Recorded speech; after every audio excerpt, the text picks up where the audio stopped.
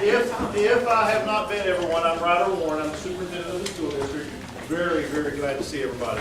Let me ask you this question first. Is everybody comfortable right here? Are we going? We actually set up the cafeteria just in case of this. Is everybody seem comfortable doing it here? Are we good? Okay.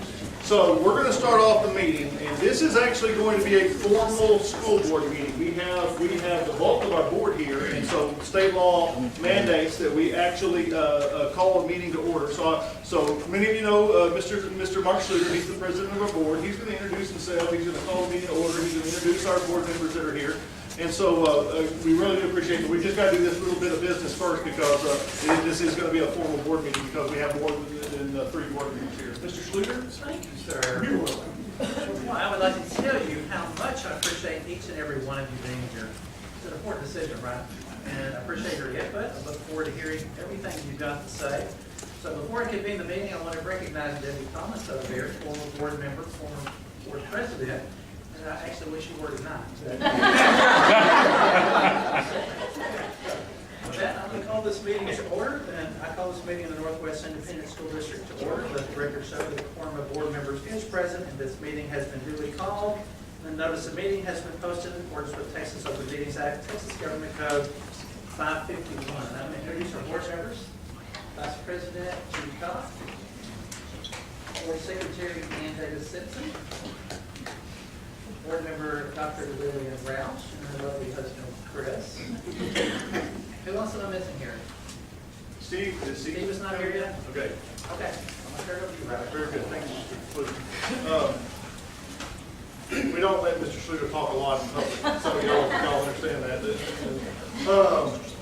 Mr. Steve Sproles is probably going to be here. He indicated he's going to be the only board member we may not have is Josh Wright. Josh actually works for a gentleman who's running for state rep. So tomorrow's election day. So he's probably neck deep in it right now. So we appreciate that. Okay. I truly appreciate everybody coming in. We've got a lot of things going on in the district in a lot of different areas. And there's a specific question about tonight around Chisholm Trail. And I want to make sure that everybody, I've got a PowerPoint to show you about a lot of information to give to you, kind of how we're going to support Chisholm Trail. And really, it's not any new news. There's no really new information on there. We're doing the things that we do for Chisholm Trail is the same thing we do for every other middle school in the district, the same thing that we do at Prairie View and Seven Hills, same thing we do for the other 15, 16 campuses that we have for elementary schools. Here's the main thing, and we had a great meeting. We had about 10 PTA officers come in at 5 o'clock, and we had about an hour and 15, hour and 20 minute talk with them. And here's how I started this meeting. I'll start the same way here. If you don't, as parents, I'm a parent of the district. A lot of the district staff that are standing back here, a lot of us are parents of the district. If you as a parent do not want to have to deal with attendance zone changes, you probably need to move. Because this school district, we're going to be dealing with attendance zone changes for a long, long time, guys. And I'm going to show you some stats up here. I'm going to show you some numbers. We're one of the most dynamic districts in the state right now, and I'll talk a little bit more about that. But the changes that we have to go through, and especially as they apply to parents, a parent buys a house in a specific zone, thinking that that's where the children are going to go. And then the superintendent moves the lines, and it never makes everybody happy. And everything that we do, we understand that we can't make everybody absolutely happy, but we hope we don't make everybody disappointed in these decisions as well. It's just who we are as a district. Now, second thing I want to talk about, and many of you were on the committee that helped draw these lines. Many of you are in the neighborhoods that are affected. Some of you are in the neighborhoods that are not really affected by these recommendations. Here's the number one thing for me as the superintendent of the school district. We do our very best not to try to get people fighting against one another because of these decisions. I do not want neighbors disagreeing with neighbors. I don't want neighbors fighting with neighbors. I don't want to see, I really, we've got a phenomenal group of board members here. I really do our best to try not to get people mad at the board members. If there has got to be a direct anger against anyone, it needs to be me, because I'm the one that ultimately makes the decision to bring the recommendation to the board. So I'm gonna do that many times during my tenure in NISD. I'm gonna be doing this many times because we have to look at these things every single year because we're growing that year. Our board members do not track our demographics yearly. We actually have to track our demographics quarterly because every quarter our numbers change and our numbers change in big ways. So I want to make sure you understand, we do not want to make this a point of contention. There is going to be somebody whose needs we don't meet in every single decision we make on attendance lines, and we know that. One thing I want to make clear, just the dynamics of what we do. There's a lot of districts, and you know, Texas is a popular place. And when you have a good school district, Steve Sproles just walked in. Steve, good to see you. Board member Steve. You're welcome.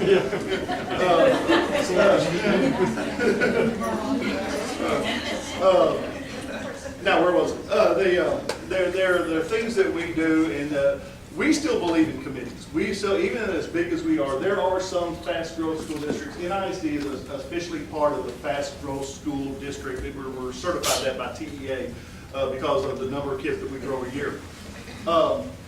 But still, we try to make sure that we hear the voices of the folks that we're going to make decisions for through the committee system, and we did this now. There are some districts that are fast growth like we are who just don't even try the committees anymore. They change the numbers administratively, and they send out emails to the parents on where you're going to go to school next year.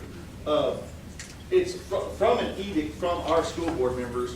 That's not the way we want to do things here. We want to have those committees set up and be able to do that. One of the things that have been a point of contention, and I don't know if everybody knows Kara. Kara Looney, wave to everybody. Kara is the Chisholm Trail PTA president. Got a 6th grader this year? Yes. Is that good? So she's going to be with us for a while. That's good. 9 more years. Plus she has 7 more kids, so we maybe not 7, but Almost. okay. There has been a misperception. There's been a lot of misperceptions in this whole conversation. There's a misperception that the district is not going to support Chisholm the way it needs to support Chisholm. That we had some kind of master plan to for whatever reason not support Chisholm. There was also perception that Kara, as Chisholm president, you know, when we construct the committees to have voices on these committees, that Kara didn't step up and participate. That's absolutely wrong. Kara was invited to every single one of them. The stupid superintendent just didn't make sure she had the right email address on our list, and she never got the messages. So there has been that out there. So I personally apologize to Kara just to make sure that if you had the thought of, if you had heard the story that Kara was doing a lot of questioning of the lines but didn't really take care to actually have a voice in the lines, that wasn't her fault. Okay, so that's number one. And then the perception of the district, if the district thought of anything else. I'm relatively new. I'm still relatively new. I'm 2 years now into the district, and I'm looking forward to spending a lot more time here. I'm about to have a son who is going to graduate from Eaton High School, and he has loved it these last 2 years. So we're blessed as parents to be here. What I don't like about the history and just the history lessons that I try to glean from the district. You know, we sometimes talk about ourselves as sides. West side, north side, south side, east side. And I don't like that. You know, being a district, we're so unique in the state because, you know, not very many school districts serve 14 different communities like we do. Not very many school districts are spread out over 3 counties like we are. So we are a very unusual district. But we have the history of excellence for a reason, for people coming together and supporting the kids and supporting the schools, and that's what I appreciate. And we're going to have a lot of meetings like this over the years because we're going to continue to grow. So I'm going to go through this presentation, talk to you about what the recommendation was from our committee, how that is affected. We actually have all the recommendations for all the campuses affected. Mr. Tim McClure, who is our assistant superintendent for facilities and planning, did an outstanding job working through the committee process to get to the thing. So I'm going to do just some explanation, if everybody can see that.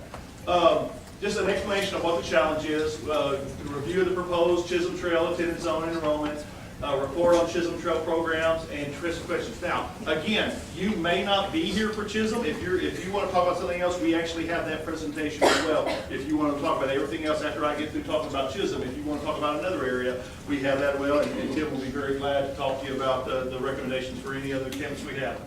Here's the challenge for us. Guys, every Friday before I get ready for my weekend, I always check our numbers. The office staff does a wonderful job sending all the enrollments from the 28 campuses that we have. As of last Friday, we're at 163 kids. If you look back to last year, on this very day, that would be exactly pretty much 1,150 more kids than we had this time last year. So that's the reason why, we've got those are the challenges that we have in our growth. Right now we have multiple NISD campuses that we need to look at because of overcrowding. Our middle schools are there. We have several elementary schools, and we do really two major things. If you voted last year, whether you voted for or against, but last year in the May election, we actually approved about a $400 million bond that is going to fund a lot of growth issues for us. We're building 4 new elementary schools. We've got projects. There's really not one campus in the school district that won't be touched by that money. A big deal for it is about $15 million of it, and I know people are thinking about this too, even as we talk about just the Chisholm issue. A lot of it is going to be safety issues. We have a question going on right now. We cannot ignore the question about what happened in Florida, and we've got to make sure. I really do feel we've got very, very safe campuses, but the district can never assume that we're there. We can never assume we can't get better, especially when it deals with protecting our kids. So we're going to go through that and put about $15 million of hardware or software into our campuses to do that. So we're looking at a lot of different areas in the district that we're growing. Of course, we have the new middle school as it applies to this campus. We have a brand new Leo Adams campus that's going to open in the fall, this next fall of 2018. And then right now we have the three, the Chisholm, Tidwell, and Wilson, that need relief from the student enrollment growth. So that's the challenge as we go through our processes. That's kind of what we do, even before Christmas, what we just started discussing and being able to do that. So if you've seen our map lately, if you look at our map, here's what the map looks like now without Adams. All the pink area from the very south end of our district to the very north end of our district, all of the pink area is Chisholm, and Adams is right there. It's being constructed right now. So that's the reason we do it. Wilson is the red. The kind of the tan area is Pike. The green area is Tidwell, and the brown area is Dedmon. So that's the numbers associated with how many kids are in the buildings right now. All right, you see this area turned to blue. This is the recommendation of the committee. You see this from the very far south side till about halfway in the middle between Chisholm and Adams. That's where the committee agreed would be the best lines to draw to populate Adams.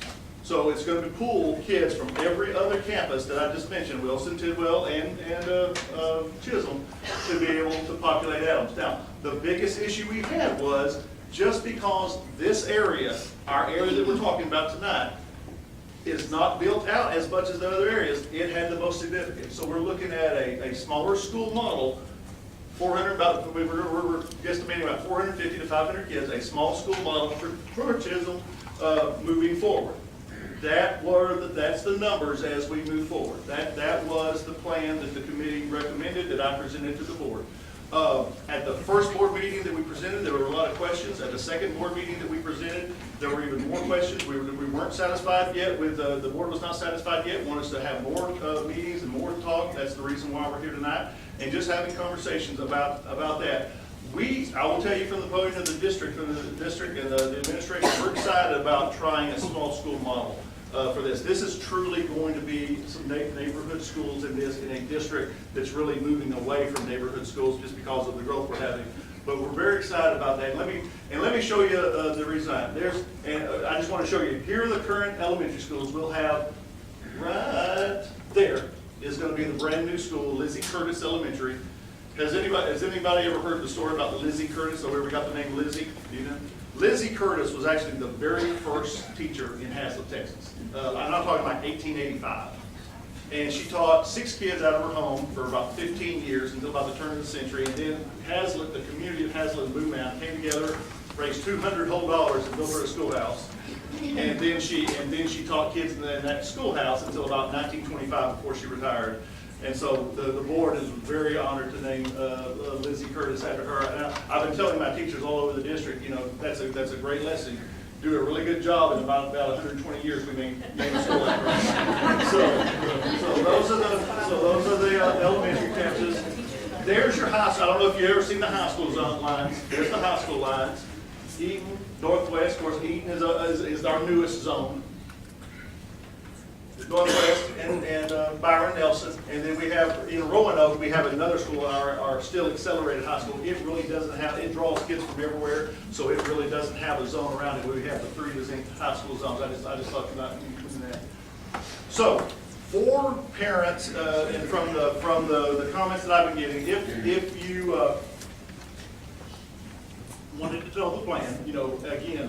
We are very excited about the smaller school model. We think we've got some kids who are going to thrive in a smaller school model, but the question is, how are you going to support them? You know what?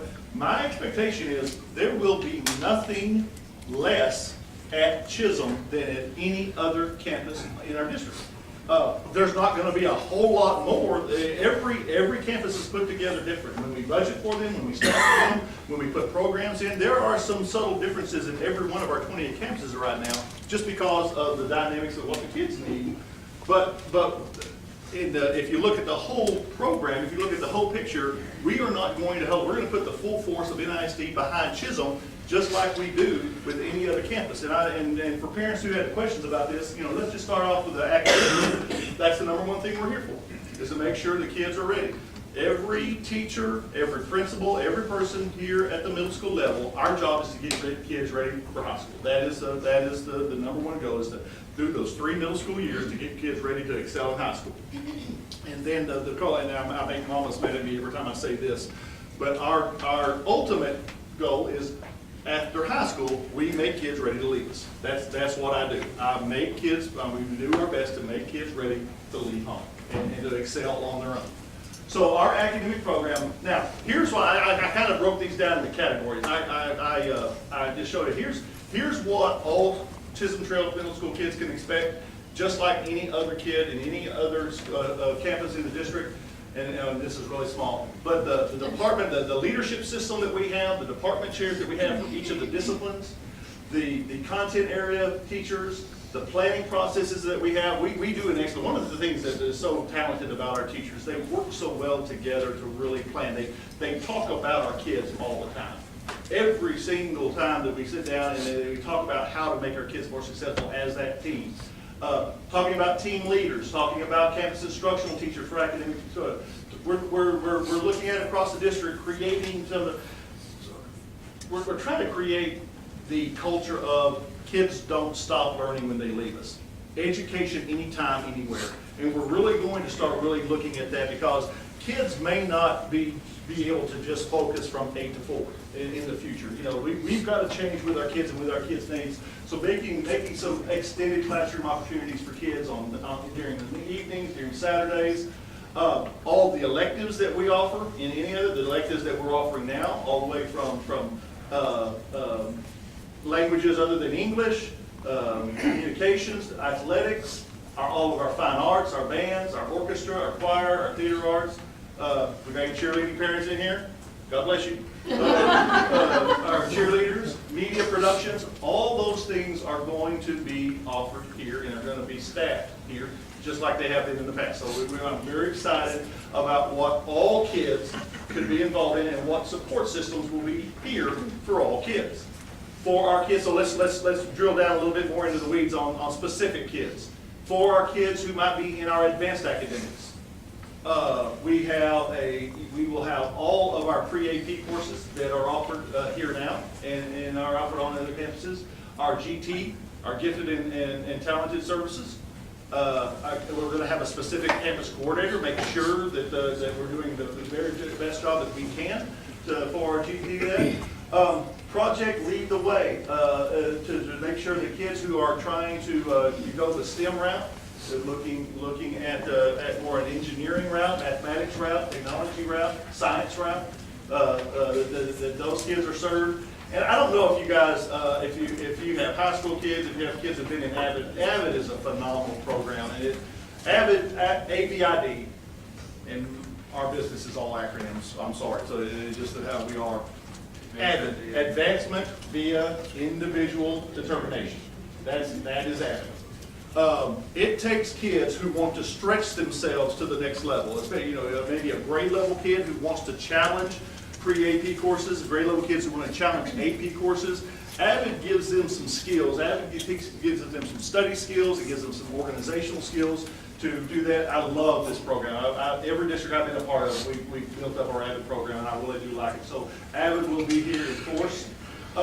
We might have kids who have special needs in the district, and we want to make sure that we have the programs in place to be able to serve them. Our kids who may not have full command of the English language yet, we have kids like that all over the district. That's a demographic that's growing right now. That's growing in the state of Texas.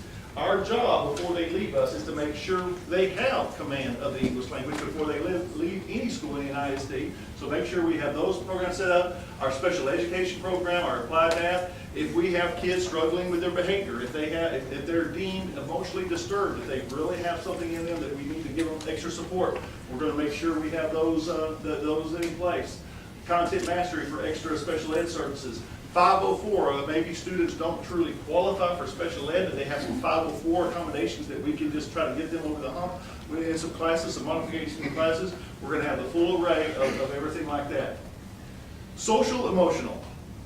Now here's the exciting thing about United States. I hope you guys get excited about this. Mr. Schluter, Judy, I don't know if you can make it. Ann made it. Lillian made it. Steve made it. We just had 2 days of what we call our strategic summit. District our size, we can't just kind of guess which direction we need to go, especially a district like this serving 14 different communities. We can't guess on the direction we need to go. We actually had a committee of about 100 stakeholders. We had parents, we had community members, we had teachers, we had principals, we had kids, we had a phenomenal group of kids.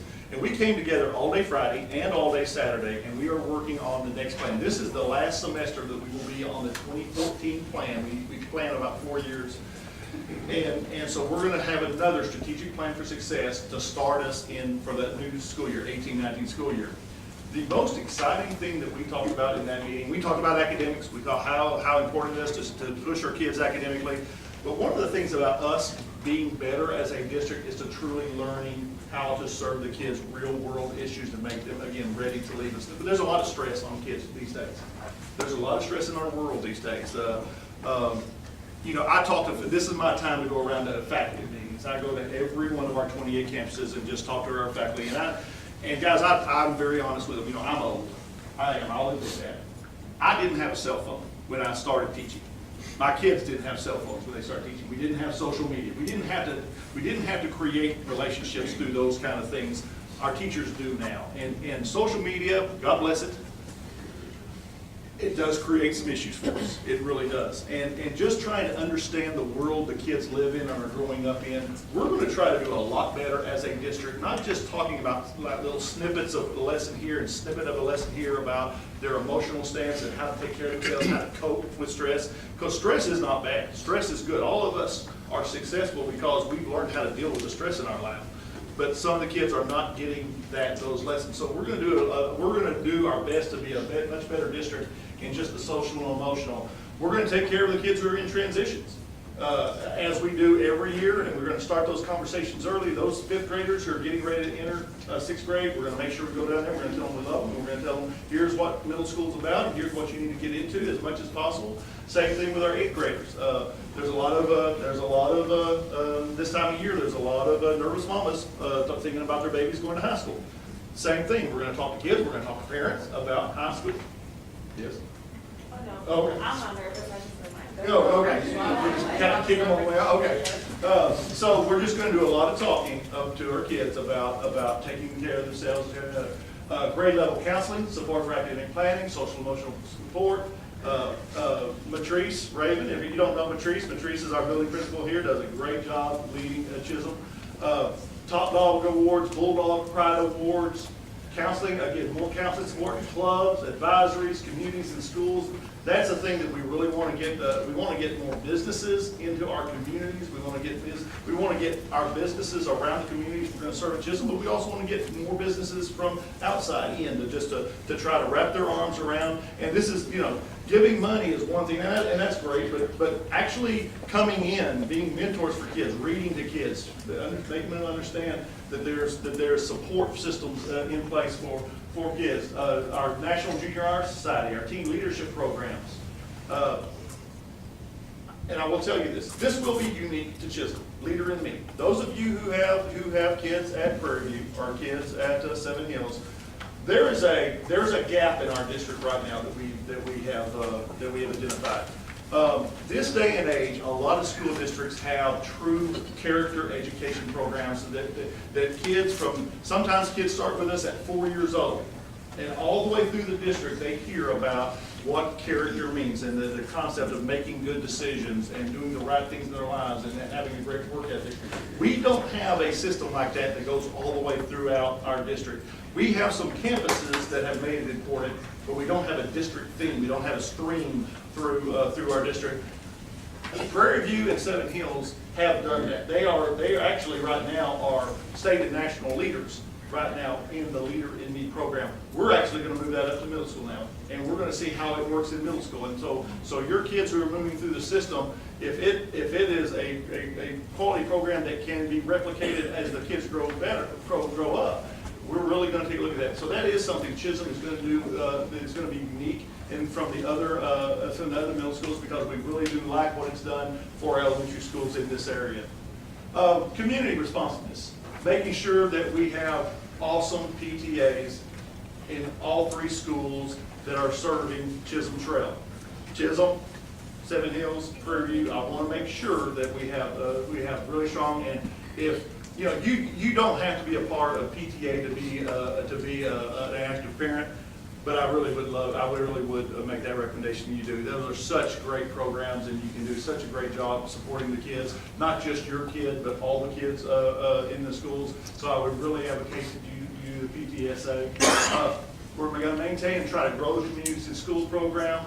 We're going to try to increase, because truly Chisholm now is going to be community-based.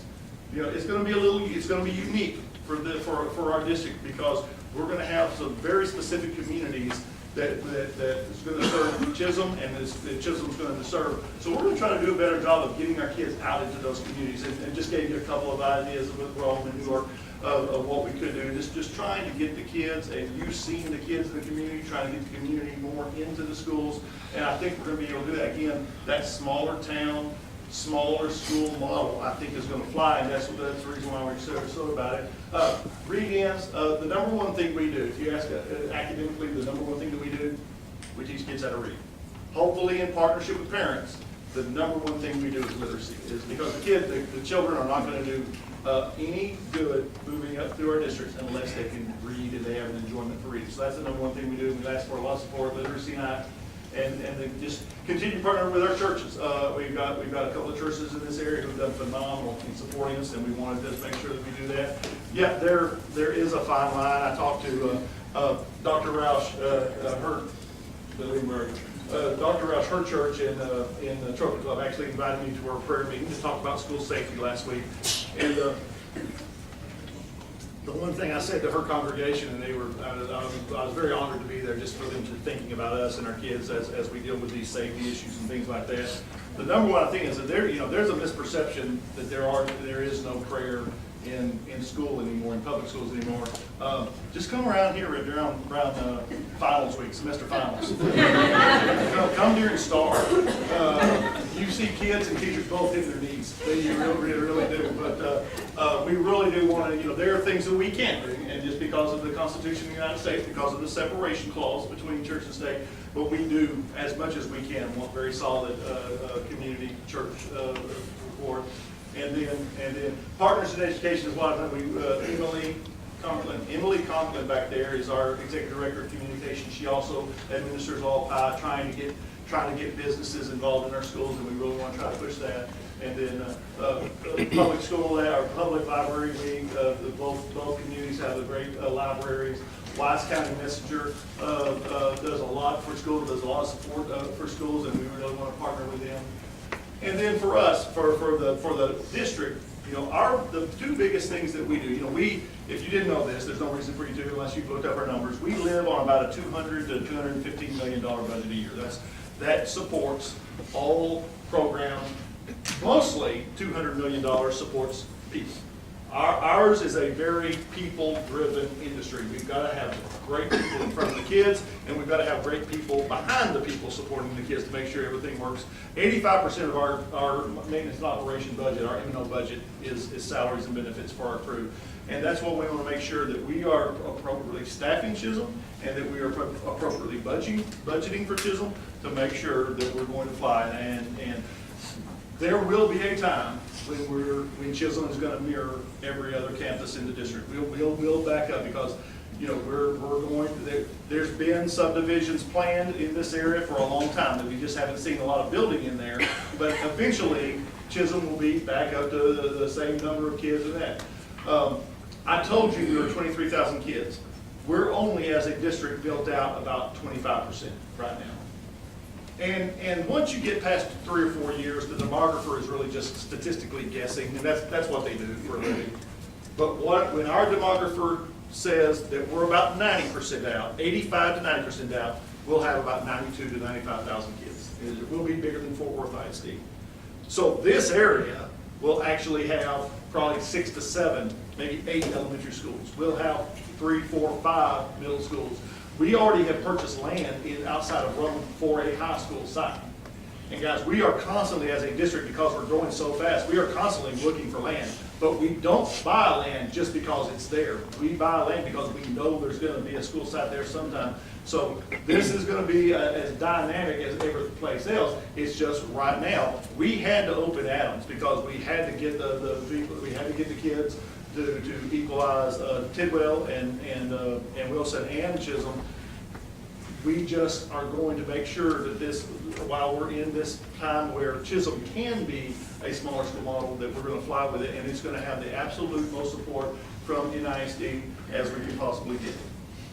So I wanted to try to make sure every email that I've received, the questions that our board members have had, the questions that you've had, I've tried to hit on that, and just to make sure you understand that we really are excited about the prospect for Chisholm. We're going to have every kind of support for it as we do every other campus, and you've got that commitment. If you want to turn your cell phones on now, if you want to videotape me saying that, anything you do.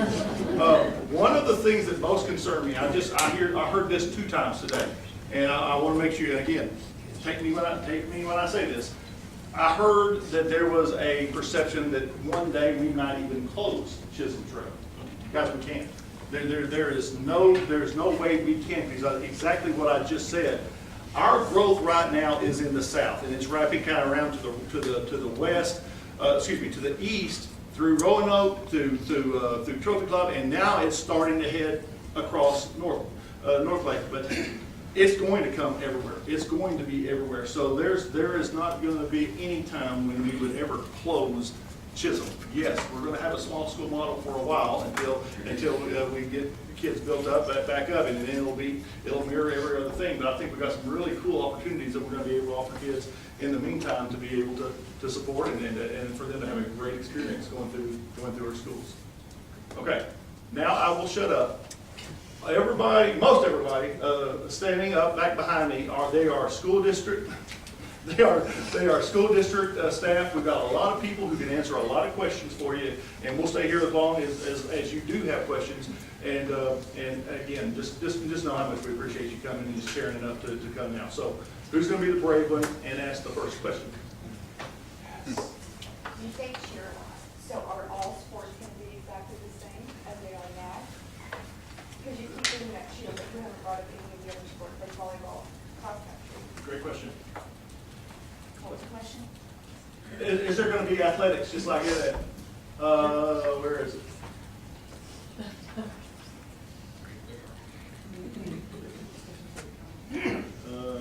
What's going away? Why don't you get started there? Well, somewhere on my PowerPoint, it was, it was, I promise. Hold on a second. Athletics was on there. Yeah. But it's listed, it didn't say anything new. Like, how is it gonna be different? It's not gonna be the same. No. May not have a C team. I think the question, that's my concern, as a teacher in the district, I have absolutely no doubt that academics is gonna be there. Right. But as coaching high school football for 20 years, you cut the number down in half and you try to compete with the same numbers, the kids that got double, you're gonna start getting these kids demoralized and we're not gonna be able to develop the athletics.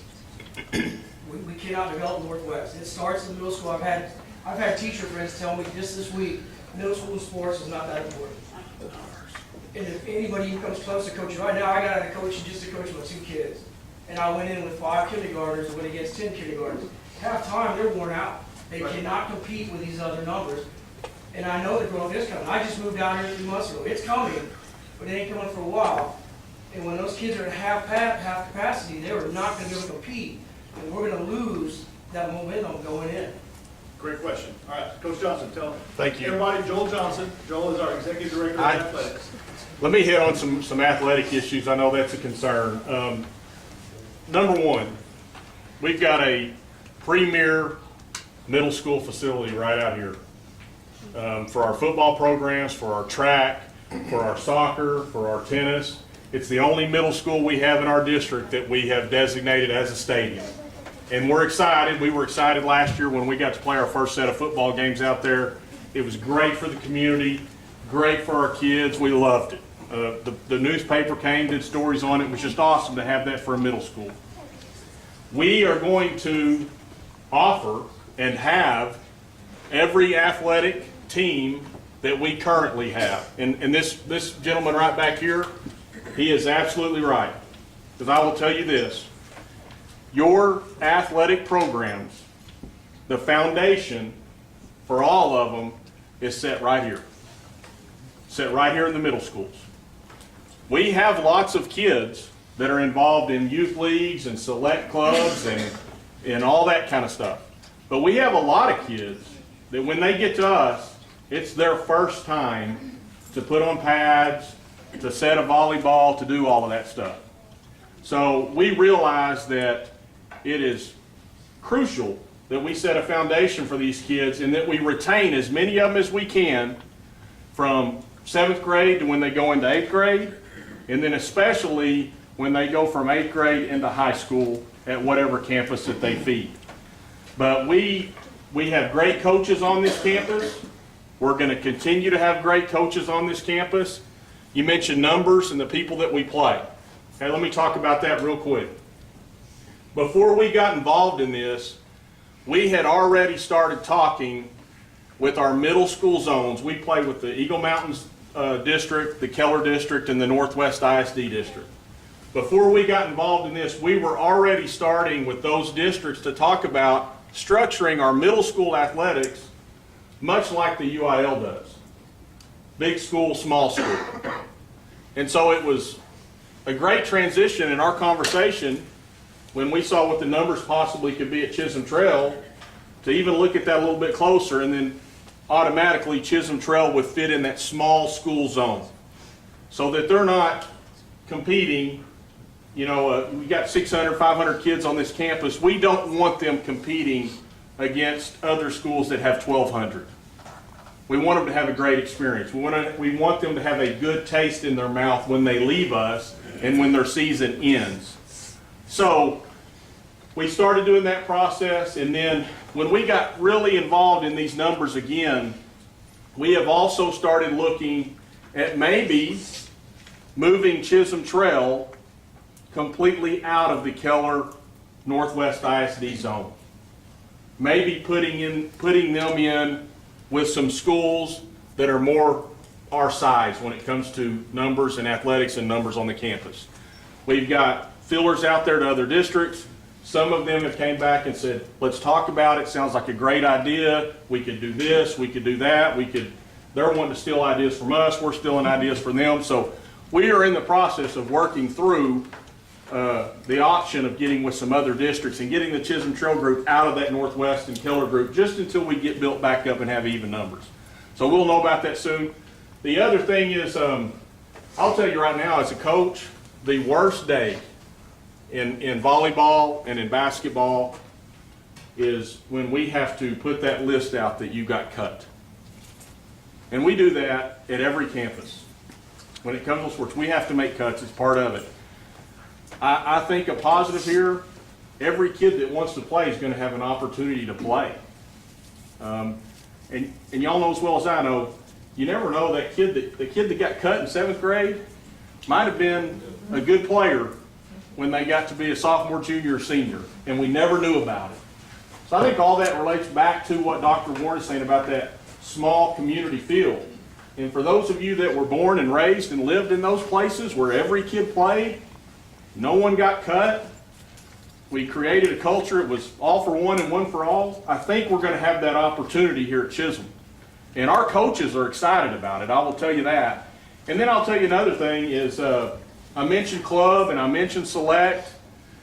That's the way the world's going, especially with soccer and volleyball right now. Those are the two big hot ones. Basketball is growing every year with that. I put a focus on our coaches, whether middle school or high school, to recruit our own kids.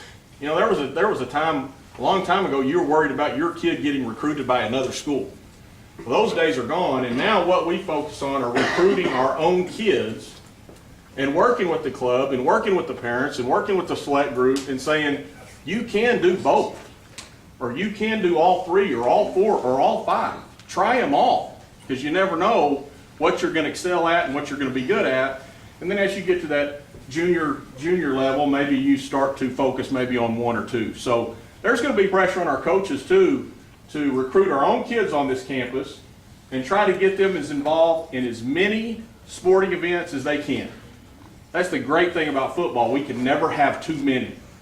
Well, we're going to be that here, I think. We'll need all the volleyball and all the basketball and all the cross country, and we'll take them all, and hopefully they'll all be on a team and participate. Now I have a question. Yes, sir. We are still in left field as far as Northwest ISD is concerned.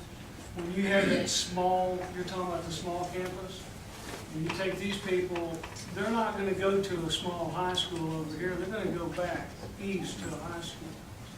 They're going to have to be able to assimilate into a larger group of people. And you're talking about select, and a lot of these people have been east of us, will have been together the whole time, playing, getting together with each other, knowing each other's ability, and then you bring someone from over here over there, and they are basically outside of that loop. And that is a feeling, I know, I've been there. So you're going to take these kids and put them over there and then make them play with the same level that these people are playing with over there? I don't think so. You're talking about putting these people in a smaller environment out here. You're going to ship them over to high school, and they're going to have to compete with kids that have been over there in that environment where we're over here. And we feel that the program's going to do that. We do. I don't believe it. I understand. Great Why question. are we doing this? Why don't we just equal out the schools? Yes. I mean, kids are already used to riding buses for 30 minutes. You have 1,100 people going to Adams, with 400 people here. I don't understand Okay. that disparity in numbers. We will absolutely show you the numbers. Tim, you want to come up and?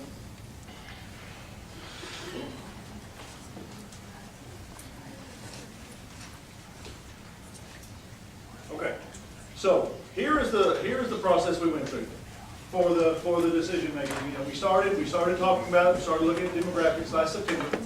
We went through the process, got excited about the committee, invited everybody in December, went through the committee process all the way to the board trustee meeting. So that's the process we've gone through to make this decision. And we always tell people what our beliefs are, what our concerns are, is making sure that we're preventing the overcrowding and making sure that we're doing what is best for going forward. It shows you what our current statistics. We looked at all the statistics. We looked at the demographics, and then we gave everybody a list. If you haven't seen this is every campus that's having a change in the attendance lines to this one. You know, we had about 12, 13 of campuses Beck and Roanoke, we actually, the committee voted not to change them because there was no need, because of the issues that we had at Beck. But all the rest of those campuses are the ones that were affected, both by the opening of Adams, by the opening of Lizzie Curtis, and just normal growth that we had too many kids in one place. So, here was let's see, is this the middle school? No, that's Nance. Elementary, Thompson, Sendera Ranch, we went through the Love and Hatfield rezone. Okay, so here is the recommendation, that's what I just showed you, that's the recommendation by the committee, correct? Okay, so, Tim, take them through the different, I think that the different recommendations, so. All right, so as we start, excuse me, as we start to look at this, the district, as Dr. Warner pointed out, has got a really, really high concentration, everything south of Adams. The growth down there doubles, the yields double from the schools, from the houses that we see go to our schools. Meaning, if you have across our district an elementary kid or a middle school kid, that we get about a half a kid a home as you go across the district. When you get down here in the southern region, we're about a kid a home, is what the demographics show us. So not only is it very dense with population, it's also the highest portion of the district with the highest yields of students coming out of those homes. So a lot of discussion around how we're going to fill Adams, and one of the first things we did was look at the Tidwell split. Again, concentrating on those bulk of that numbers in that discussion. And we said, well, if we split Tidwell and still keep some of them going to Tidwell, but take a portion of them to Adams, it still doesn't fix the problem at Tidwell. And so we looked, that circle's off a little bit, I don't know what's going on for PowerPoint, but if you took this circle and slid it over, one thing we looked at is right in this area, about 85% of the population that Adams will have is from Adams South. So it's a very, very small portion of people and students that live north of Adams up to the line, which is basically the Eaton Northwest line, which is what was discussed. As you move in, and again, the circle's off, the highest concentration is right here in the Peterson area. That's the highest yields. So we talked about scenarios here where the concerns regarding the Tidwell feeder patterns and some of the concerns that the staff or the parents asked about over there. And then we looked into three options that really was dealing with our highest, most dense population. We looked at the first option of saying, well, split Tidwell even more and keep a little bit at Tidwell and bring some of it to Adams. And again, it still didn't fit with Tidwell. Then we said, well, look at the option of taking it all to Wilson. Well, it just moves the problem to Wilson. And then we said, well, okay, split it and put some at Wilson and then some at Adams. And again, it still doesn't relieve Wilson holistically. The biggest part about this too is of those three campuses, Adams is about 20,000 square feet larger than Tidwell and Wilson. It's actually about 15,000 square feet larger than Wilson, but it's about 20,000 square feet larger than Tidwell. Both those need additions. They're in the bond to do some fine arts additions and gain a little bit of capacity there, but it's mostly in the fine arts programs. It's not core classroom additions that's going in there. So ultimately, as we begin to discuss with the committee, the bulk of the numbers were all to the south. So the discussion that became over where do we, and my pointer didn't work up here, over where do we draw the line north of Adams became a numbers discussion. And became a discussion about if you choose to split a school, like we talked about with Tidwell, if you choose to split a school, are you splitting it somewhat evenly?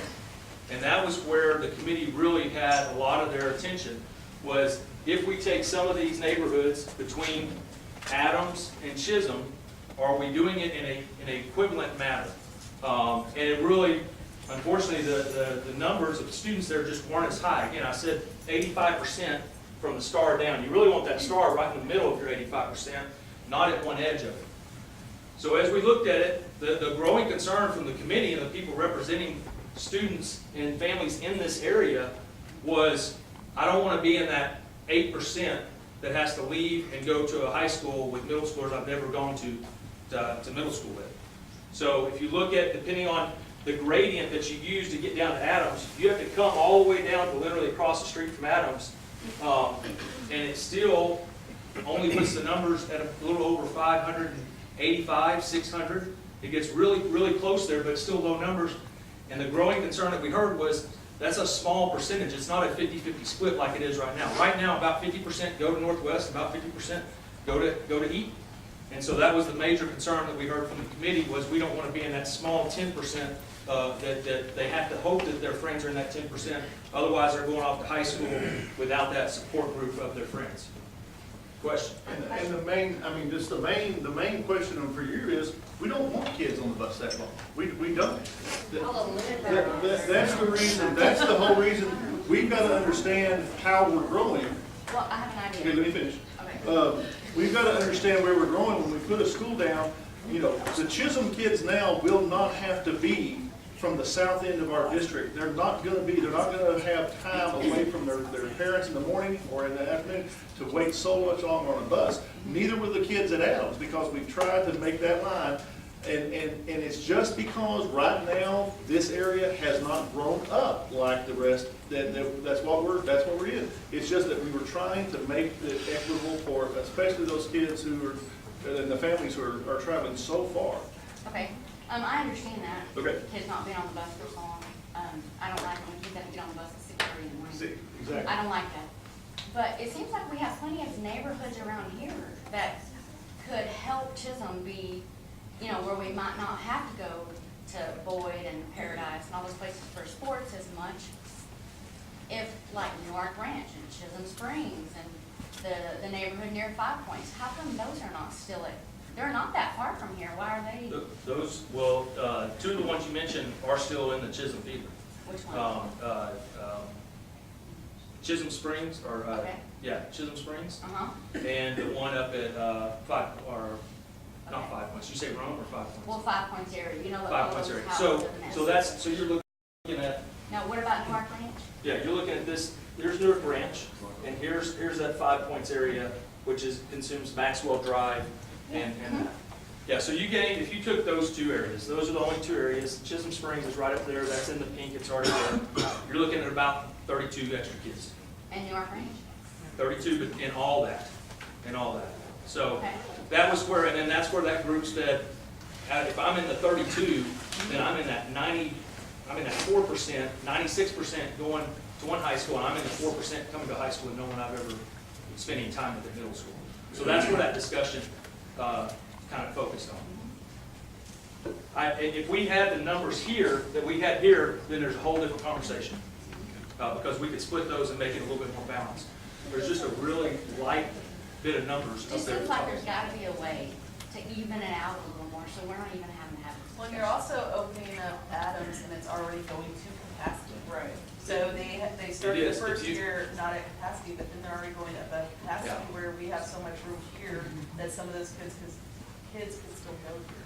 Yeah, all three of these schools, well, 3 of the 4 schools, Adams plus the 2, Wilson and Tidwell, are all going to reach a capacity about the same year, around 2023, which shows you again, from the number standpoint, how intense the growth is down there. We're going to have that 7th middle school open around 2023 to again relieve those 3 down in the south because of the numbers, the intensity of the numbers. We have one right here. Oh, that was my comment, Okay. just about the, Yes, ma'am. Okay, what about those of us that work in the school district, like some of us that are teachers, some of us that are cafeteria ladies? I personally, I work at Eaton, so I prefer my kids to go to Eaton High School, even though they will go here. So, how will that throw everything off if there's a certain amount of people that do that sort of thing? Okay. Say that again. I work at Eaton, Right. okay, say I want my kids to go to Eaton. Right. Okay, and there's a whole bunch of us that work at Eaton or work at Northwest or Byron, Nelson. And Lawrence, you just want to take your kid, your child to the school that you work in? Yeah, but I'm saying, what if there's a group of people that do that and it throws the numbers off? I mean, Well, here's the answer that no, that's a good question. This is what I always tell our staff. Right now, the number one thing that we do, no matter what position you're in for the district, is we want to put quality people in those positions. And a lot of our staff are parents. We actually right now are able, because of the planning that we've done, are able to accommodate parents, and a lot of them are elementary kids. We don't have as many at the high school level, but a lot of them are elementary, they need to bring their kids to school. As one of the things that we do for staff members, if, you know, they can live anywhere in the district, but ultimately I tell them where they need to work. I ultimately assign them to the school. If they need to take their child to that, we accommodate them in those numbers. And right now, again, because we're the opening of new campuses, the opening of the planning that we've done in the future, we're able to do that. No, that's a good question. Yes, ma'am. I have a number of comments. First of all, I'm Debbie Thomas, and I served on the school board for 12 years, from '97 to 2009. I want to thank the school board and the administration for all the work you put into this. And I think the reason the blood pressure is kind of going up in the room is because this is a subject we all care very much about. But this is the first meeting that was held on this side of the district to explain it to us, and I think it kind of snuck up on a lot of people. I just want to point out some of the history. I know there's a lot of new faces here. I was convinced to run for the school board, not because I thought it would be a fun way to spend my spare time. I know what a hard job it is. I was asked to run because of disparities and the use of resources across the district. And many of you are not aware because you weren't around then. Mark, I think you were for sure, wherever you are, when there was an agreement between what was then the east side of the district and the west side, that if we built a school on the east side, then they would turn around right after that and build a school over here. So this side of the district supported that. Trophy Club was, Lakeview was building Trophy Club. When it was time to build Seven Hills, the bond failed because the east side of the district didn't support it. That damaged a lot of the trust between the communities. And when I came on the board, it took us a long time to build that trust back up. And we did it by making communication a priority. We involved the committees, we listened to them, and we asked for input. We didn't just tell them what was going to be done. And I think there's a perception that your committees that have been formed recently, and I've talked to people across the district, so because I have a lot of connections, it's not just people on this side of the district, that they are asked to basically rubber stamp decisions that have already been made by the district. And I say that because the teachers were approached in December before the first committee meeting ever took place and told that they would be transferring to another school at the beginning of the school year. So, I mean, my concern is that, and I want you to get ahead of it, because I want Northwest to stay on track to be the great district it can be. In order to do that, I would ask you to, if you're going to form committees, don't come to them with your mind made up. Come to them open, listen to input. Make them feel like they're part of it. That's your third goal, is to involve parents and communities in in participation that is real. There's a couple of things I put down, and I'm not going to cover all of it. I hate to see the middle schools regress to the size they were 20 years ago when my kids went through. We played those schools, Boyd and Springtown and Hazel, and I hate to see you guys go back there. But I do understand it can be a great middle school, but you're going to have to put more resources into it. It's going to take a lot more resources per student for a small school than it will a larger school. And you say that you're going to do that, and I hope that that's the case. The students here will suffer academically and in UIL if those resources are not spent. I mean, it will widen the achievement gap when they do go to high school and possibly even beyond. So please look at that. Great comment. And then my final thing, I know, well, actually it's not, I've got two more things. Sorry, this kind of comes from being on the board. Okay, when I was on the board, there was conversations about TRE. And for those of you that don't know, that's a tax ratification election. It's where the school board may come to us and go, we're going to have to increase the tax rate above what is allowed, and we're going to need you to vote yes for that. When you come to the district, and this conversation took place even at the workshop you just had last week, it's out there, it's a possibility. How are you going to explain to the district, how can you justify a campus at less than 50% capacity, and then ask them for more money, a higher tax rate? That's a concern to me. And then, I promise, this is the last thing. As a school board, I know when I was on the board, we did an evaluation, not every year, but we tried to do it every 3 years. TASB has a great one, there's no charge for it. I encourage you, if you haven't done one recently, to go back and do that, to revisit it, to talk honestly to one another, to ask yourselves, are we really operating as a team of 8? And then I would ask you to respect one another, the administration, your board members, because if you do not perform as a team of 8, this district will not perform as the great district it can be. So, Well thank put, you. very well put. Does everybody understand what she's talking about, TRE? Have you heard this story? One of the most important things that the school board does every summer and every fall is they adopt the budget. The administration spends, well, we start working on next year's budget right after we get back home from Christmas. Putting together a budget that size takes a lot of work. So we go through the whole spring, we do budget workshops, and then at the last meeting in June, the board officially adopts the budget, and then we wait about a month and a half, and then officially adopts the tax rate.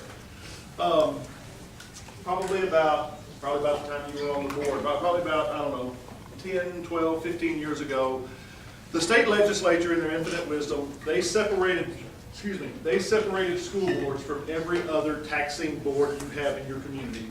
City councils, county commissioners, hospital boards, college boards, university boards. Those kind of organizations that can tax can always look at the needs of their organization. They can look how much revenue is coming in, they can look if they're growing or anything like that, and they can actually set a tax. As long as they don't go above a certain tax, they can set a tax that best fits the needs of that organization. That is true for every entity in Texas except local school boards. The legislature took away the ability for local school boards to set the tax rate. We are at $1.04. We own our homes, we own property in the district, we own businesses. You are taxed at $1.04 for every $100 of valuation you have. The $1.04 is the cap that the board can set the tax rate. For any other thing, the hard cap is $1.17. Even if a school district wanted to give the board more money for that, the hard cap set by the legislature is $1.17. So we have 13 cents between $1.04 and $1.17. We have 13 cents that we could go up. But the board cannot do that. So even in a growing district, we have been growing by about 1,100 kids a year for a long time. The board stance is we're going to live within our means in that $1.04. We've never asked for any more pennies. There's about 1,200 school districts in the state of Texas. Right now, there's probably about 500 of them, almost half of them, who have asked communities permission to raise the tax rate. Our board has not yet. And we do have a lot of challenges, and we have to do, and we have to make sure that we do that. But this is a very conservative board, and they want us to live within our means. But the time comes, as the state money is being cut, and we are in a year of extreme cuts from the state. That could very well be in our future, and we did discuss that. So that's a very good comment. Thank you. Yes, ma'am.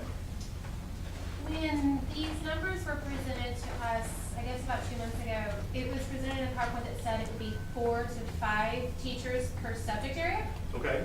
And I noticed on this slide it said it would be 6. Is that all gen ed positions, or does that include special education as well? Dr. Thornhill? Dr. Kelly? I think what it says, there were gonna be like at least 2 content. 2 content per subject. Yes, and that does not include, that is just general ed classroom teachers. So if we do 493 divided by 3, approximately 167 kids per grade level, we would still have 2 teachers in gen ed classrooms, even though it's supposed to be a 150-to-1 ratio for students to teachers. That's kind of what we kind of stacked it up to be, or that's what it turned out that it probably will be. because we also as secondary keep in mind with our preps, which is another concern, for us, making sure that teachers aren't teaching 10 different things because we are a small school framework and just protecting that. So, we have GT, for example, GT math, pre-AP math on level. Then you have SSI, all of the things that we will offer. So it will turn out that to do that, it will be about 2 per. So does that mean our classes will be smaller? And our student load will be smaller, or will it be about the same? Here's why I asked. If there's one teacher teaching the majority of the students and then another teacher doing GT or applied, you might have 160 students. Well, I have 170 right now, so I know it's doable. It's stressful, but it's doable. But that means that, that's an average of 27 kids in a classroom. Well, in a pre-AP class, that's no problem. But if you put an inclusion class together with 27 students with all special needs and, their own little accommodations, trying to learn with 27 students in a classroom is very, very tough for them. And so it's a whole different scenario than 170 students right now where you have multiple teachers per grade level. Right. What we attempted to do is to staff you. What I committed, we had a group of PTA moms here a couple of hours ago. What I committed to them is that there would be about the same staffing ratio set for Chisholm as we have right now. We could see some under that. We don't want to see more than that because that's why we always plan for contingency positions within our budget, so that if we do have one class that might show up a little bit more than what we planned for, that we can go ahead and add a contingency position without and it be budgeted for already, so we wouldn't add to the budget. So our expectation is that you will have the same general situation as we do at the other campuses.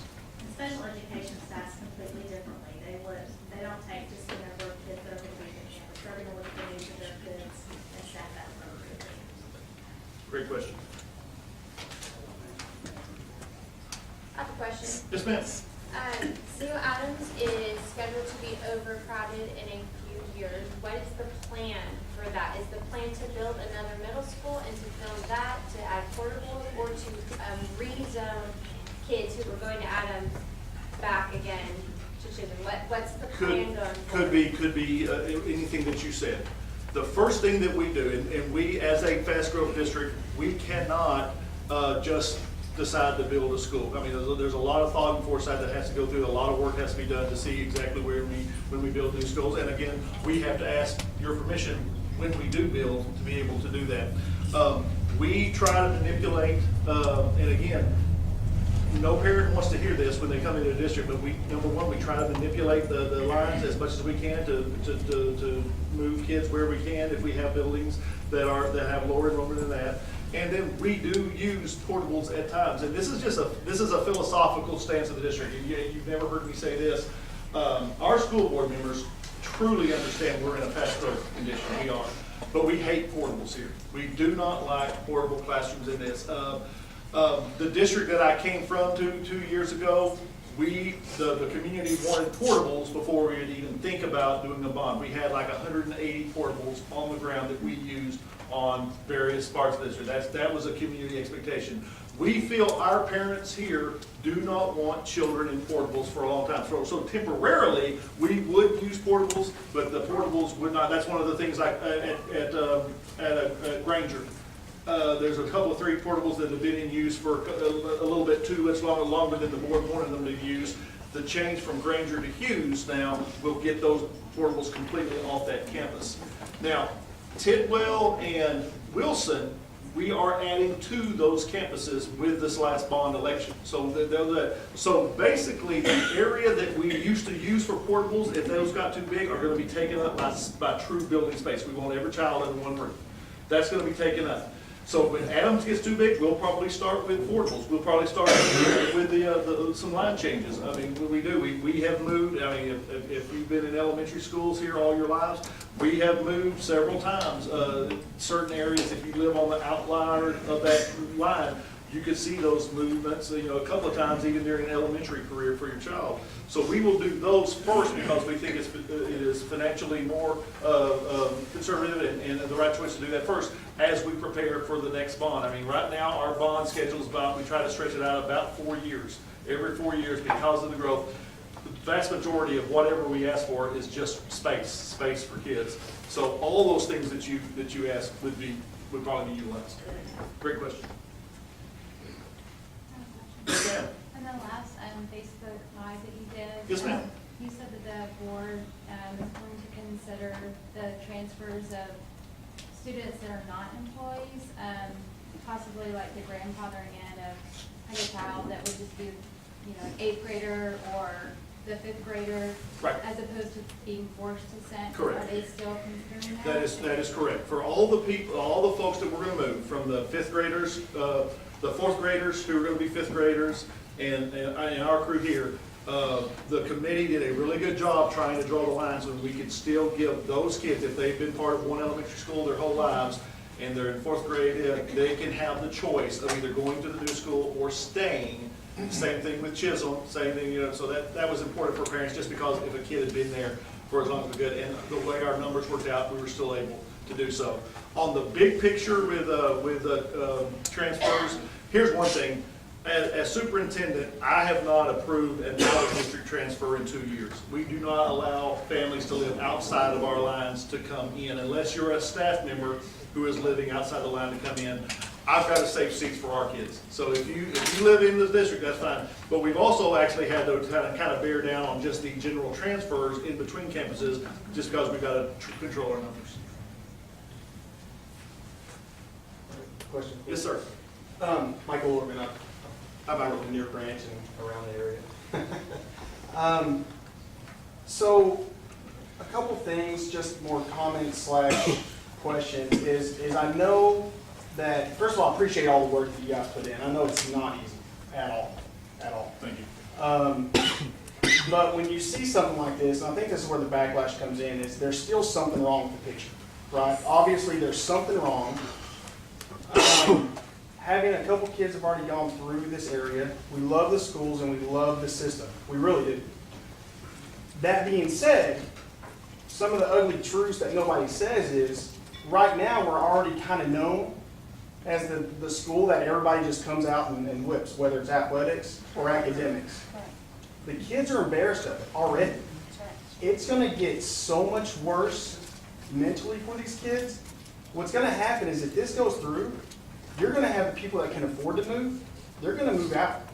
Because I'm telling you right now, I'm already talking about it. And you see something like this, and I understand a lot of other districts or school boundaries, they're all getting affected.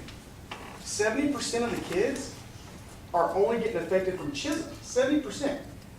And they're going, the kids moving away are going to schools that everybody here would love to go to. You don't see the boundaries getting affected where those kids are having to move into Chisholm. It's a one-way exodus. There's some underlying issues here that somebody's not talking about. The teachers, they're in a situation where they're not speaking out because they're afraid of something. I've got buddies and friends and all over the place. They're not speaking out because they're afraid of something. And I don't know if it's because they're worried about their jobs, they're worried about what their peers might think. We don't know. But I'm just telling you, that's some of the ugly truths that, in my opinion, are what's going around. I don't care where the numbers come from. Send Newark Ranch to Adams, send Vista Ranch to Adams. I don't care. The problem is, it's such a lopsided number. There's an issue there. 85% of your growth comes from the south. Why are you pulling so far to the north from neighborhoods that are right here? And I get it. The people in the administration, they all live in these neighborhoods. The teams that are put together, DI, book club, journal club, whatever it is, most of those kids come from those neighborhoods. And that's the truth of that. They've got the parent involvement. The big piece here, I don't doubt that we're going to get the support from the school district. I don't doubt that one bit. What we're losing are 15 of the 18 members on the PTA board right now are in those neighborhoods that are going away. We are going to be so underfunded from support for the kids it's not gonna be pretty. And I know y'all have to look at the bright side. I enjoy the smaller school system. I really do. It's not, the underfunding, so when we were at the board meeting last week or 2 weeks ago, whenever it was, there was an elementary there that put on an amazing show. Great props, great, I mean, the singers, the choreography, amazing. I mean, it was, I'm not a big go to the, opera. I try to keep a little bit of a man card despite having so many daughters. It's not easy. But we don't have that already. And if we had something like that, I mean, it was pretty phenomenal. So what you have is you have Tidwell, Wilson, Adams. They're all already kind of integrated. They're already in that system where they're okay to move across borders and to those similar schools. And now we're in a situation where I think the boundaries are already done. I think this is more of a formality. I don't think anything's going to change. I hope it does. But now you're in a situation where if it did change, I promise you, you've probably gotten 5,000 emails from the people in those neighborhoods that are worried about getting put back in Chisholm. And I think there's a lot of issues here. I mean, we just bought some land, and we just got all of our funding done to start a big project, and I'm putting that on hold right now, just because I'm wanting to see what's going to happen here, because I know the decimation that's going to follow with this situation. And I know we're trying to stay positive, and we have to for the kids. Every one of us is going to, and we're going to support it however the outcome is. But to your point, I think you hit on it perfect. You do what happened 20 years ago, and we can't recover from that. I just don't think we will. And we're talking about segregating even more so by competing at smaller schools. I don't think that, I mean, I think that that's probably the answer for what we're going to be given, but I don't think it's the answer for the kids. And I think we're going to be viewed as that school that we're going to continually get pounded on both academically and athletically. And we're all here for academics. To me, there's something majorly wrong with those numbers, and I think everybody here sees it. That's why there's concern. And I don't know how that passed. Even hearing everything, it does not make sense. It still doesn't make sense, and I hope something changes.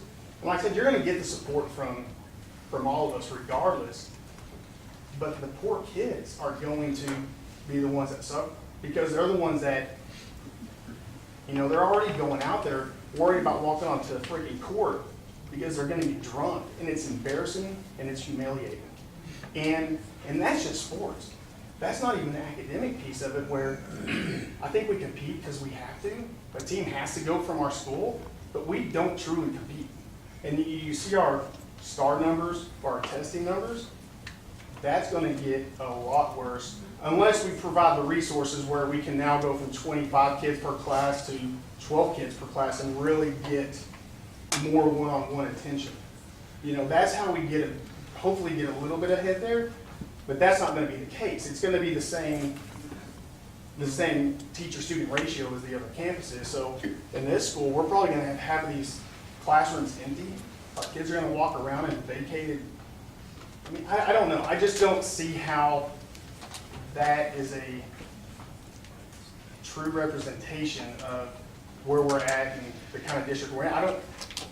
I know what we're looking at, and I know everything that was thrown at us. I just don't see how that still holds some water, And that's just, sorry, long way. Nope. But just throwing it at you. And the one thing I want you to carry away from here, we never use the word decimation. That's not what we're into. I know. I told the PTA crew, we had a phenomenal PTA crew meet with me at 5 o'clock. And our expectation is the support that we're going to get and the way we're going to build, our expectation is it's going to be like nothing this place has ever seen. I can't, as a parent, love any one of my three more than I do the other two. I can't have a favorite. I can't have a favorite campus. I've got 30 campuses gonna be on the ground next year, and we've got to treat every single one of them like the most important campus that we have in the district. And that's the philosophy that's gotta go. We're playing the numbers game up here because there's just no kids up here. The majority of the places they could be, everything is going south for us, and that's the reason why we had to open Adams. The administration and the board made a phenomenal decision probably 3 or 4 years ago, because Adams was not built from the 2017 bond. It was actually built from the 2012 bond. And about halfway through there, we knew we didn't have enough kids, especially in this area, back in 14, 15, even 16, to even put Adams on it. So we actually delayed the start of Adams for probably 4 to 5 years. So now we're in 2018, and the problem we have is we had to open Adams now because Wilson and Tidwell were busting out of the seams. Sure. Chisholm was getting close. And so that numbers game, that's exactly what you just described. Right. But at no point, and that's the reason why we wanted to talk to everybody, and the board absolutely wanted me to get in front of you and tell you that you are going to get support. These kids, we're not going to set these kids up for failure. You can't do that. You can't run a district like that, setting one group of kids, no matter how many kids are walking around a school, in 1 year to the next, because things are going to change, things are going to happen. It's not going to be this same dynamic every single year. It might change next year, it might change whatever, but you have to make sure you set up the kids, no matter what situation they're in, for success. These classroom teachers are phenomenal out here. I agree. I agree. They are. And our principal is phenomenal out here, and our leadership staff. They're going to make sure that they get every best thing from the district, like our size. And again, and I appreciate you saying, the district is going to support. From the district point of view, what we could put into this school is beyond compare to any other school this size is going to be, whatever, at a smaller district level. Sure. So I appreciate everything you said. Listen to all this real good stuff. I moved out here in November, and honestly, I was warned about Seven Hills. I'm telling you the truth. I was warned about Chisholm. I teach at Eaton. And but like I said, it's my 21st year. And I'll be honest with you, we left away Peterson, and I dropped my kids off Friday. I said, hey boys, what do you think about Seven Hills? We love it. How about away Peterson? We love this place. Administration, teachers, I couldn't ask for more. The only thing I'm going to ask the school board and district is be very willing to listen and be creative. Because Coach Johnson can tell you this, the years that you have kids that come in that aren't athletic, and you're looking at it going, it's going to be rough. It's going to be 2-8 season. You find creative ways to get those kids motivated and get them going and get over the hump. My daughter is a stepdaughter. She came from her dad's house last night, who lives in the Byron school zone. Her friend that's convinced her last night she needs to be going to Eaton or Byron because Northwest is too old, too dirty, not good enough for her. She knows that ain't my attitude. So all I'm saying is we can spruce it up. And I think we have some amazing PTA people that I just happened to meet this week. Because like I said, I just moved here. Well, I'm just asking the school board, be really creative. I mean, there's things we could do. We're going to have to come together. Maybe we have new t-shirts for the kids when they walk in. I know, Coach Johnson, you've done that before. You just give kids t-shirts, you give something, they get all excited. Now they feel special. We don't have to spend thousands, millions of dollars, but just little things that they're going to overlook this older building. And the mentality, it is. I'm telling you, when I got here, they told me, you don't want your kids going to Seven Hills. That's exactly what I was told. And I couldn't ask for a better school. My kids love it.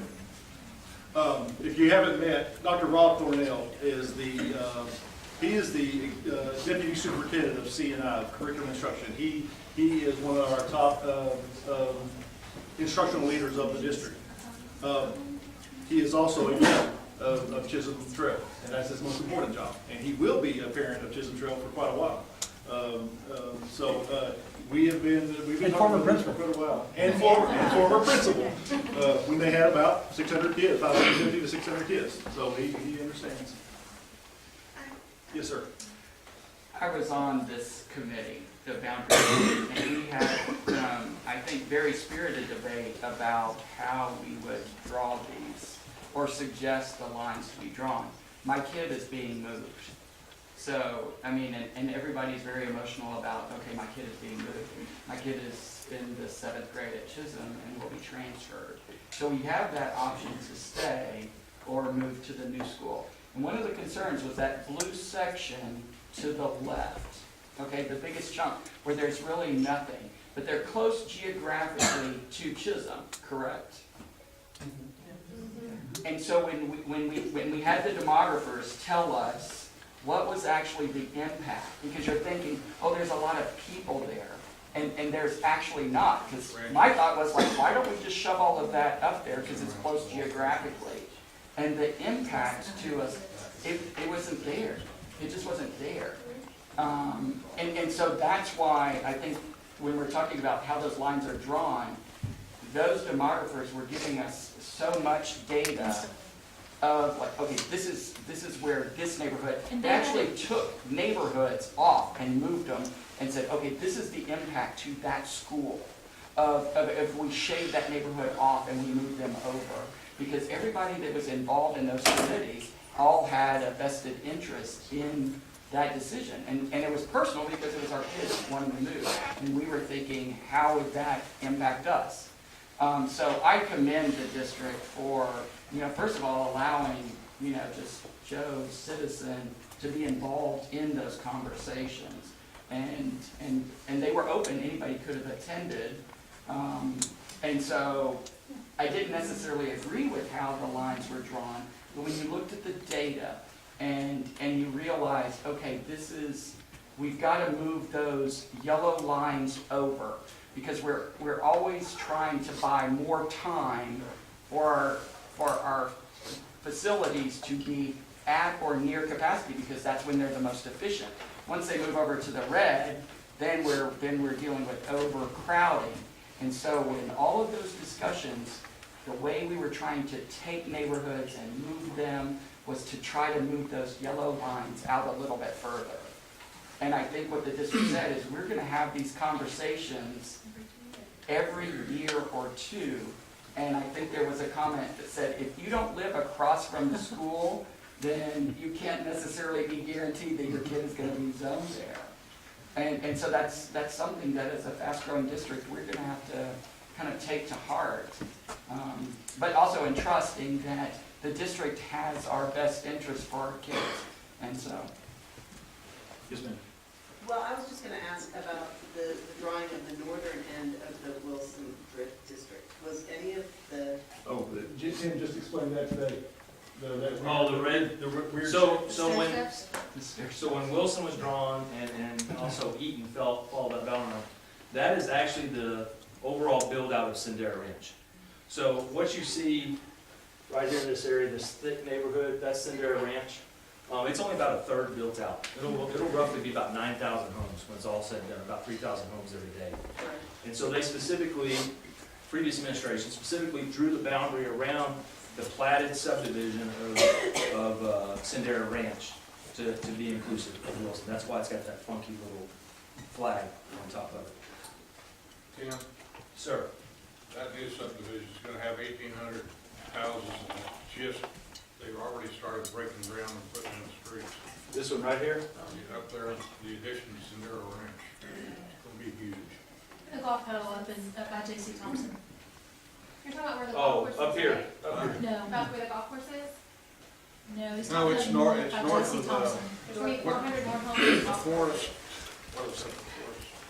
Yeah. There's another subdivision in it, it's right next to it, because I've talked to people over there, because we were worried about the springs coming. You're talking about Chisholm Springs. No, Chisholm Springs on the other side, 287, this is on the east side of 287. Oh, you're talking about North Star Development.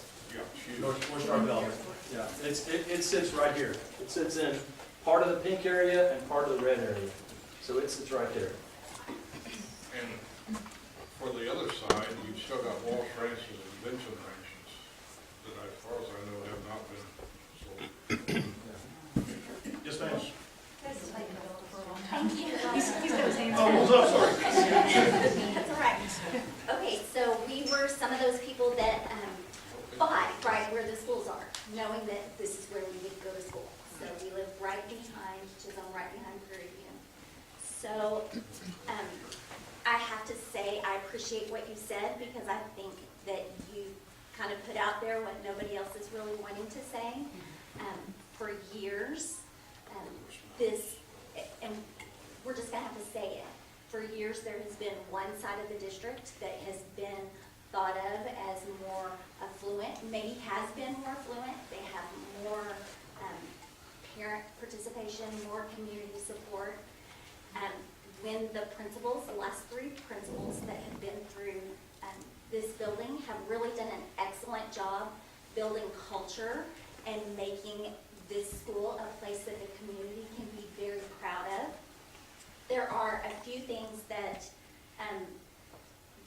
that I don't know that you're going to be able to fix. Like, it's great that they have 40-something clubs now, but you have sponsors for 40-something clubs. So we know we're not going to have half the staff. We're going to lose half of the clubs. So that's less opportunity for our children. I asked my daughter, because every once in a while, as a mom, I can get really geared up about something, and I know that's hard to imagine. But I asked my oldest daughter, my 16-year-old, who goes to Northwest, so she's in a big old class of 400. She is so happy there. It's fabulous. She loves her school. But I said, Kaylee, what would you think if your school, the school that you were going to go to, was going to have 1,000 students? All of a sudden, it only has 400 students. And she said that would stink. She used a different S word, but I don't use that word. And I said, why? And she said, because all the resources, you're not going to have the same resources. Then she said, why are you asking? What school is this? And I said, Chisholm. Oh, well, then you're sure not going to get any resources, because that's the perception. That's the perception that our children have. So that just is what it is. It's out there. And the reality of the facilities, I can say, having my child go through Prairie View, there's a drastic difference between the technology that's available there, between the furniture that's in there. It's just different. So regardless of if we say every campus is offered the same, yes, the academic program, but it's different. And then, most importantly, we are talking about making this school almost a 3A school, and then sending our children, who have been in a class of maybe 150, to a 5A campus. And I just think socially and emotionally, will my youngest daughter be able to handle that? I don't know. My oldest went from Pike to Northwest, so she was in a pretty big campus. It's a different story when you're talking about this small of a school sending to that big environment. Ms. Van. I just want to piggyback because I think these 2 people have excellent things to say. I came from the east side. We lived in Trophy Club. I had kids who went to school at Beck. And we made a purposeful decision to move out here, okay, because we wanted that smaller school atmosphere. And the thing about it is my kids are going to be fine no matter what, because their mom's a school counselor. I've been in education 15 years. I understand districts, and I understand how things change from year to year, and that's just how it is. The thing that concerns me is the thing that not a lot of people are touching on, and that's the optics. Okay, how does this look from the outside looking in? And it doesn't matter what the intention is, how does it look? How do people perceive it? And so what hurts me, I think just being a counselor in general, having a lot of looking through things through just a social justice lens. We talk a lot about the haves and the have-nots, and even here in our own community, we've got the haves and the have-nots. It's not east side, west side. I mean, we're legitimately in our community, there's a division. And so what concerns me is last I checked, Beck was over 800. What's it now? Right, 840. Yeah. 840. So we're going to have an elementary school with 840 kids, and how many of those 840 kids are being affected by redistricting or rezoning? We didn't have to do that then. We built on the. Okay, so here's this is just the optics piece of it. It looks really odd that we're going to have a school that's half the size of an elementary school on the other side, on the east side, right? It looks really odd. And none of those parents are having to make these hard choices that our parents are having to make. So I just think it's important, and it's nothing that you guys are doing. That's just how it is. But just to be really sensitive and mindful about the way things look to the people who are looking at them from the outside. Right. And honestly, like I said, my kids are going to be fine. But I do worry because we aren't going to have that same parental support. You know, we have fundraisers for kids. I'm the first to sign up. We have luncheons for teachers. I'm the first to sign up. I had 2 DI teams this year just because there weren't parents to do it. I'm carrying that load. But then you're asking those of us who are staying here to work even harder to give our kids the same thing. Because the funding that you guys give us is limited compared to what we have to raise ourselves and what we have to do. And those fun runs and all that good Christmas wrapping paper that we end up buying. But we're talking about a smaller campus, and we're not going to be able, a smaller campus with different demographics than other parts of the district. And that's what's concerning. So it's not so much a question just as an observation, just the optics of it. Yes, ma'am. Okay. So last Friday night, I sat down and went back to the Facebook Live where you were pushing the bond. And sat down and listened to the whole thing again because I was upset. I've been here 12 years. I've been there when it was 400 kids. I've been there when it was 1,200 and we needed Wilson to open. So I've seen all sides of it. And this gentleman said that, you know, we're the most efficient when we're just under capacity. When we're going to be less than 50% of capacity. And about 11 minutes into that Facebook Live, Mr. McClure is talking about that you want to operate 5% under or 5% over. And then he said that you never want to be underutilizing a facility. Right. And so we talk about the busing, and I hate the idea of busing anyways. I don't think my daughter will ever ride one. But when I think about it, you know, our kids for forever were riding in from Sandera Ranch. They were fine. I never heard them complaining about it. And when we only had 1 or 2 middle schools 20 years ago, they were going from Newark all the way to Pike. You know, it's not the end of the world if we could get our numbers up some. And I don't think we would ever get to the 1,100 that the other schools are at because we are further north. But we are underutilizing our facilities, which is what part of our bond package was supposed to prevent.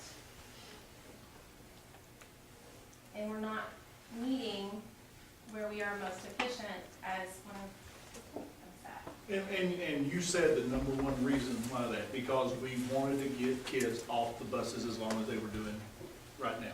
I mean, right now Chisholm goes from the very south to the very north. And that's why, that's why, the part of the reason why we build schools is to try to get the kids around that school, that specific school, as good as we can. But the problem is then, as Dr. Cornell showed me the numbers after I asked. Okay, so 8th graders gonna have 152 kids. So we're at a 1 to 150 ratio for teachers. So that means the teacher is going to be teaching on level, 3P, possibly SSI, 3 preps. They're going to be more stretched. The kids are going to get less because of that, sadly. And so we're not going to have time to support these clubs that are going to be abandoned by teachers going elsewhere. And then, once again, the students are going to be the ones that suffer, which makes me really sad because I've been here so long. I feel very devoted. And that's, again, that's not our expectation that the kids are gonna get anything less, or you're gonna get anything less from us, from me.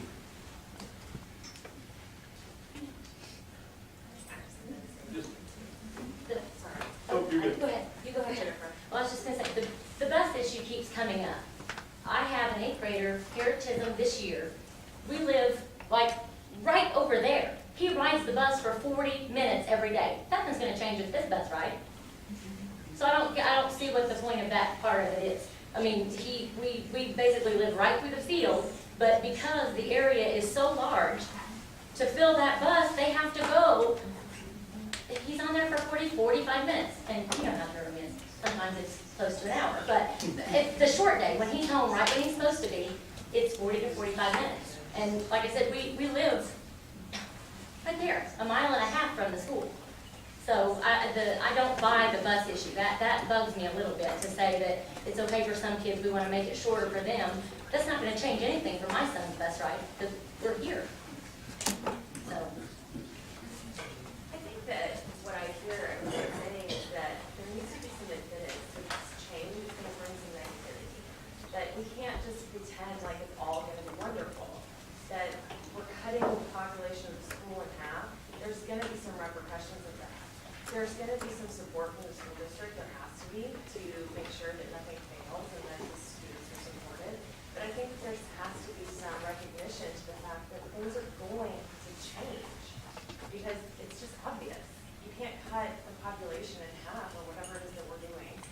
You can't do that. Through these kind of changes that it's not gonna change. So there's gonna be negative repercussions for every school and a set of parents for every time we do have to change. It looks like we're the only school that's getting cut in half. You're correct. In this scenario, you are correct. So then we're gonna need some special help. Yes, sir. Well, first off, thank you so much for all the time and energy and efforts that have been put into this, right? I mean, there's a lot that goes into this. There's a perception here, I think, that it's kind of rubber stamped and we're just kind of hearing it. I hope that's not the case, right? I hope that there's actually a real conversation that will take place after this. Right. Because there's a lot of people hearing this. Right, and I'm hearing parent involvement is what makes Chisholm great right now. And to hear that, 15 of the PTA of the 18 will now no longer be in Chisholm, that concerns me a little bit as a parent here. What were the discussions, right? Because we talked about the feeder schools and where kids would go to high school.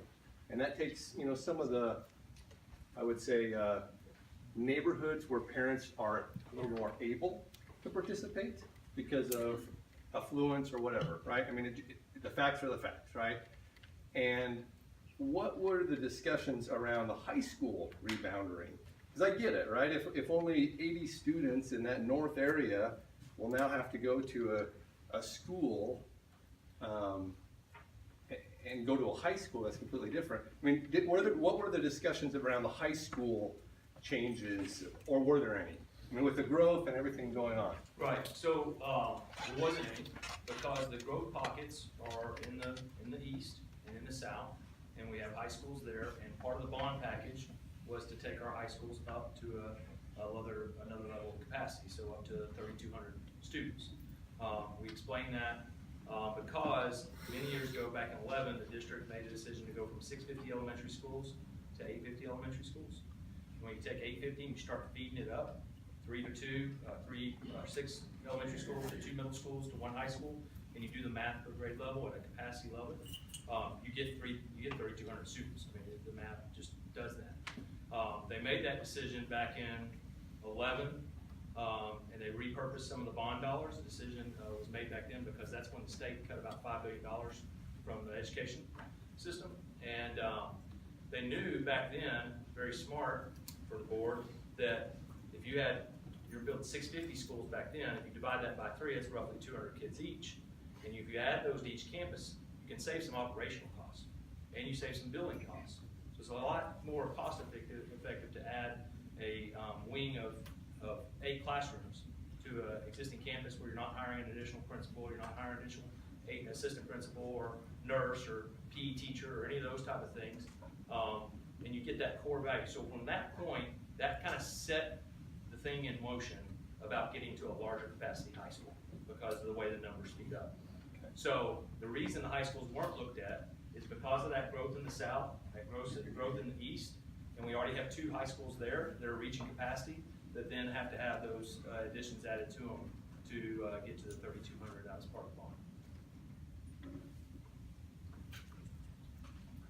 So, can I say something?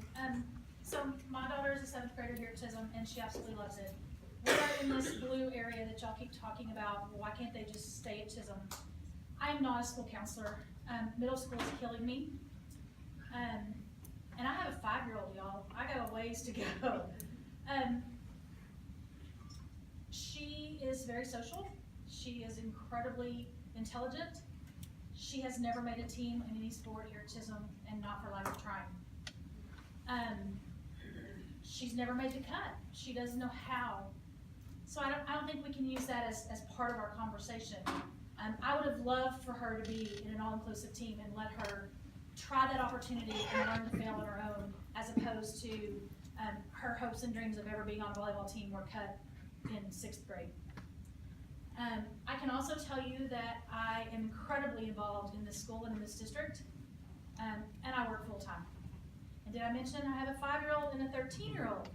So if I can do it, anybody can do it. But the fact is they don't. But that's not my fault. It isn't. But where we're going with this means we are not going to have it here. And I love this district, and I love who we are talking with right now. But hold on, that you is didn't not let me gonna happen. finish, but you didn't let me finish what I was gonna say. I had to change schools. I was the kid who went to this elementary school with all my buddies and got shipped across town on a bus. I couldn't even walk. I got left one day and had to walk 7 miles home. That was a long way. And then I went back to high school and I never recovered. My child would never recover going to elementary school with this group of friends, going to a totally different middle school with a new group of friends. You know my child. And then going back to high school, I mean, like I said, we're trying to survive every single day as it is, and she's with the same group of kids. I sat on the committee, and that's why we made the decisions that we made, were to try to keep these kids and to give these kids the best support that they can have emotionally, athletically, academically, the whole package. Not by any means to take, I love Chisholm, not to take away from Chisholm at all, or the people of Chisholm, or the demographics of Chisholm. I would love nothing more than to see Chisholm compete with schools where they can be competitive. You know, we see it when we go to the basketball games or the football games, right? I think it's gonna be beneficial to them. You know, we're not saying we want our kids to go to Adams, right? So why not We're just not leave- wanting our kids to go to No, Adams. I'm not saying why Wait, would wait, they- I didn't wait, say that wait, at all. wait. And I just wanted you Let's to stop, be we're not clear. gonna argue, we're not gonna argue. One more. Yes, ma'am. It sounds like y'all need volunteers. I'm an incoming Chisholm travel parent. I'd be happy to help. I'll do whatever it takes. Okay, And y'all, bring 5 of your friends. Bring 5 friends. know this. We're here tonight because your school board felt it was truly important to be here. Be very proud of them for wanting to have this conversation with you. I told the same thing to the PTA team at 5 o'clock. This can't be the last conversation we have. Whatever decision that is made, and we will have more conversations about this, this can't be the last. I can't operate a school district our size by thinking about sides. Everyone has to know that they are important to this school district, and no matter where you lay your head, no matter where your children lay your head, all right? Now, if you have something you really, really need to say that you didn't get to say, if you just don't want to say something in front of God and everybody, my email is very, very easy to find on our website. You just go to the website, find the superintendent website, and I'm gonna get every comment. We've taped this, we videotaped this, so we've got every single comment that was made, and they were good ones. We are gonna do, again, guys, this is not gonna be the last conversation we have about attendance lines. Y'all, it's not gonna be the last time y'all talk about it, it's not gonna be the last time anybody else in this district talks about it. So we're gonna have these constant conversations. And there will be a lot of parents pleased with where we draw the lines, and there will be a lot of parents displeased with where we draw the lines. But just please understand, we need to make sure that we hear you and we listen to you, and we do that. So, yes, sir, one more? Was the vote date the 19th of March? We've got a meeting to talk about this coming Wednesday, the day after tomorrow. But the board had decided to vote on this on the 19th of this The month. board decided to vote it at the next meeting. If you listen to the board, if you look at the board notice, the board voted to say at the next meeting. I thought it was actually, anyways, whatever, I thought it was the 19th. Which would give us We've more time. got a special meeting on Wednesday at 5:30 in our boardroom to discuss this and possibly vote on it, or we're gonna vote it on the 19th. The motion to do it was at the next meeting, and if you listen to what I said at the very end of the meeting, there is so much that it takes behind the scenes for my team to do when we change lines and we get ready for the new school year. It's very hard to put these kind of decisions off, especially another week and a half. So we will just see. Will all the board members be able to attend that meeting? We're gonna do our best to try to do that. That's always the goal. And again, we have a 6-member team now, so that's, it was a split vote, the first time, 3-3. Yes, ma'am. I can say something really quick, Yes. because I've been having a lot of conversations this week and really been able to open some lines of communication with the district that I don't think were really there before. And so thank you everybody for coming, because this is what we need. We need people here, we need people talking and to have a voice. I can say I've personally spent probably like every waking moment this week trying to get programs in place, trying to get connected with the right people to help our kids next year here, because it is going to be a unique set of needs that we have at our school. And I think everyone, you know, I know a lot of people, I don't know a lot of people here. If you're familiar with Seven Hills and Prairie View, you understand the unique set of needs that our babies are gonna have here next year. And that's my main concern, is moving forward with, you know, that 400 number, whatever it ends up being, that we're able to take care of those. And I know that if everybody steps up, and everybody, I mean, if you wanna volunteer, I know where to put you. Just our heart behind, you know, some of the people is to really make sure that these needs that maybe were falling through a little bit are now really covered. And I think we're making those partnerships, and we're really, really trying to open those lines of communication and get that going. So I just wanted to throw that out there. Thank you. Folks, we appreciate you. Thank you for spending the time with us. And get on the email if you need to tell me anything else.